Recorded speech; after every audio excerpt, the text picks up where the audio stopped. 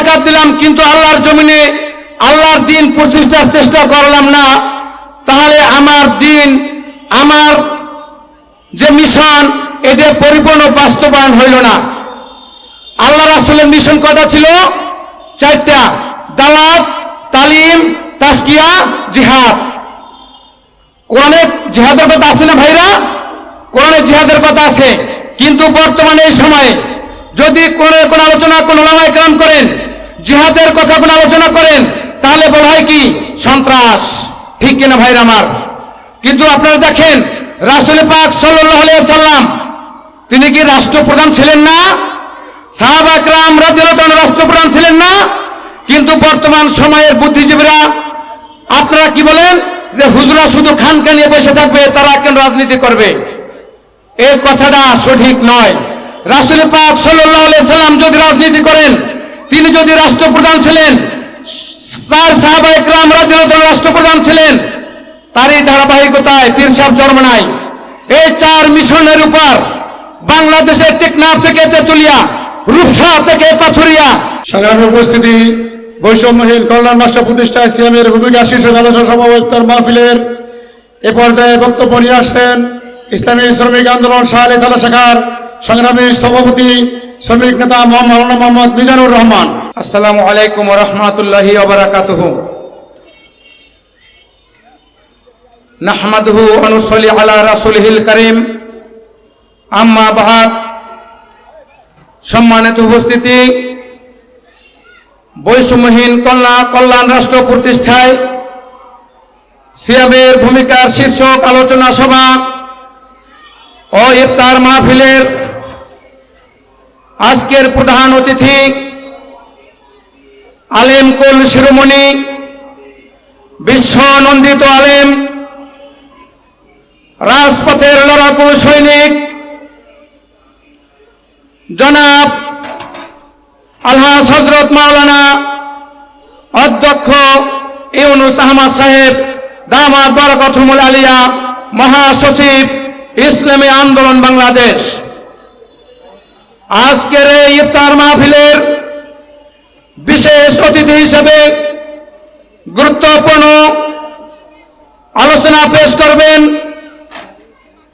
রাজপথের লড়াকু সৈনিক জনাব আলহাজ কামাল উদ্দিন আহমেদ, কেন্দ্রীয় সাংগঠনিক সম্পাদক ইসলামী শ্রমিক আন্দোলন বাংলাদেশ।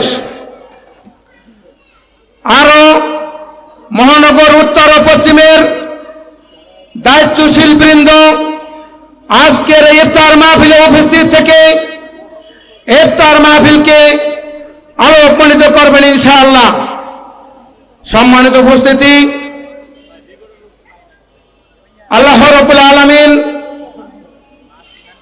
পবিত্র কোরআনে ঘোষণা করেছেন, ইয়া আইয়ুহাল্লাযীনা আমানু কুতিবা আলাইকুমুস সিয়াম কামা কুতিবা আলাল্লাযীনা মিন ক্বাবলিকুম লাআল্লাকুম তাত্তাকুন।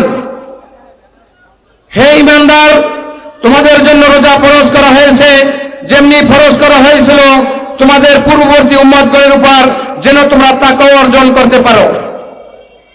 সম্মানিত উপস্থিতি, নামাজ যেমন ফরজ, আল্লাহর হুকুম, এই রোজা রাখা যেমন ফরজ, সম্পদ থাকলে হজ করা যেমন ফরজ, নিসাব পরিমাণ সম্পদ থাকলে যাকাত দেওয়া যেমন ফরজ, আল্লাহর জমিনে আল্লাহর দিন প্রতিষ্ঠা করার চেষ্টা করা প্রত্যেকটা মুসলমানের জন্য ফরজ। ঠিক কিনা ভাইরা আমার? সম্মানিত উপস্থিতি, শুধু নামাজ পড়লাম, রোজা রাখলাম, হজ করলাম, যাকাত দিলাম, কিন্তু আল্লাহর জমিনে আল্লাহর দিন প্রতিষ্ঠার চেষ্টা করলাম না, তাহলে আমার দিন, আমার যে মিশন, এটা পরিপূর্ণ বাস্তবায়ন হইল না। আল্লাহ রাসূলের মিশন কয়টা ছিল? 4টা। দাওয়াত, তালিম, তাজকিয়া, জিহাদ। কোরআনে জিহাদের কথা আছে না ভাইরা? কোরআনে জিহাদের কথা আছে, কিন্তু বর্তমানে এই সময়ে যদি কোরআনের কোন আলোচনা কোন ওলামায়ে কেরাম করেন, জিহাদের কথা কোন আলোচনা করেন, তাহলে বলা হয় কি? সন্ত্রাস। ঠিক কিনা ভাইরা আমার? কিন্তু আপনারা দেখেন রাসূল পাক সাল্লাল্লাহু আলাইহি ওয়াসাল্লাম তিনি কি রাষ্ট্রপ্রধান ছিলেন না? সাহাবা کرام রাদিয়াল্লাহু আনহু রাষ্ট্রপ্রধান ছিলেন না? কিন্তু বর্তমান সময়ের বুদ্ধিজীবীরা আপনারা কি বলেন যে হুজুরা শুধু খানকা নিয়ে বসে থাকবে, তারা কেন রাজনীতি করবে? এই কথাটা সঠিক নয়। রাসূল পাক সাল্লাল্লাহু আলাইহি সাল্লাম যদি রাজনীতি করেন, তিনি যদি রাষ্ট্রপ্রধান ছিলেন, তার সাহাবায়ে কেরাম রাদিয়াল্লাহু আনহুম রাষ্ট্রপ্রধান ছিলেন, তারই ধারাবাহিকতায় পীর সাহেব চরমনাই এই 4 মিশনের উপর বাংলাদেশের টেকনাফ থেকে তেতুলিয়া, রূপসা থেকে পাথুরিয়া, তারা আমির এবং নায়েব আমির দিন রাত অক্লান্ত। তো রাসূল পাক সাল্লাল্লাহু আলাইহি সাল্লাম রাষ্ট্র পরিচালনা করেছেন, সাহাবায়ে কেরাম রাদিয়াল্লাহু আনহুম রাষ্ট্র পরিচালনা করেছেন, খোলাফায়ে রাশিদার অনেক সাহাবায়ে কেরাম দেশের নেতৃত্ব দিয়েছেন। সেই সুবাদে পীর সাহেব চরমনাই এই 4 মিশনের উপর মজবুত থেকে দীর্ঘ 38 বছর টেকনাফ থেকে তেতুলিয়া, রূপসা থেকে পাতুরিয়া, মানুষের আনাচে কানাচে দিনের দাওয়াতের মিশন বাস্তবায়ন রেখেছেন, ঠিক কিনা ভাইরা আমার? সম্মানিত তৌহিদ জনতা, দেশ স্বাধীন হয় 1971 সনে, কিন্তু আপনারা জানেন এই পর্যন্ত যারা দেশের নেতৃত্ব দিয়েছেন, জাতির কোনো ভাগ্যের পরিবর্তন হয় নাই। যারা ক্ষমতায় ছিলেন, স্থানীয় কাউন্সিলর থেকে শুরু করে, ওয়ার্ড থেকে শুরু করে, ইউনিট থেকে শুরু করে, এমপি মন্ত্রী মিনিস্টার থেকে শুরু করে লক্ষ লক্ষ হাজার হাজার কোটি টাকা বাংলাদেশের গরিবের সম্পদ লুটপাট করে বিদেশে পাচার করে বিশাল বিশাল রাজপ্রাসাদ তৈরি করেছেন। কিন্তু বাংলার জনগণ এই শাসক দল থেকে কিছুই পায় নাই। যারা রাষ্ট্র ক্ষমতায় ছিল, তারা শুধু গরিবের উপর অত্যাচার নির্যাতন করেছে, ভোট দখল করে চাঁদাবাজি করেছে, বিভিন্ন মার্কেট, দোকান, শপিং মল এদের থেকে চাঁদাবাজি করে টাকা অর্জন করে বিশাল সম্পদের পাহাড় করেছে, ঠিক কিনা ভাইরা আমার? কিন্তু ইনশাআল্লাহ আমরা অনেক আশা করে বাংলাদেশ 54 বছরে গত জুলাই আগস্টে বাংলাদেশের তৌহিদ ছাত্র জনতা সমস্ত লোকের সর্বাগ্র চেষ্টা বাংলাদেশ আবার স্বাধীন হয়েছে। আমরা কেন বাংলাদেশ স্বাধীন করেছি? বাংলাদেশ হবে একটা শোষণ মুক্ত বাংলাদেশ, দুর্নীতি মুক্ত বাংলাদেশ, টেন্ডার মুক্ত বাংলাদেশ, চাঁদাবাজ মুক্ত বাংলাদেশ। এই জন্য আমরা জুলাই আগস্টে গায়ের তাজা রক্ত দিয়ে আমরা দেশ স্বাধীন করেছিলাম, ঠিক কিনা ভাইরা আমার?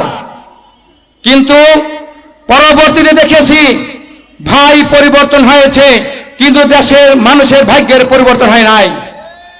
দেখেন এখনো ভোট দখল করে চাঁদাবাজ চলছে, নীরব বিপ্লব চাঁদাবাজ চলছে, জমি দখল চলছে, ভোট দখল চলছে, টেন্ডারবাজ চলছে। আমরা আজকের এই ইসলাম আন্দোলন শালী থানার পক্ষ থেকে উদাত্ত আহ্বান জানাচ্ছি, যারা চাঁদাবাজি করবে, যারা টেন্ডারবাজি করবে, আমরা আপনাদের পাশে আছি ইনশাআল্লাহ।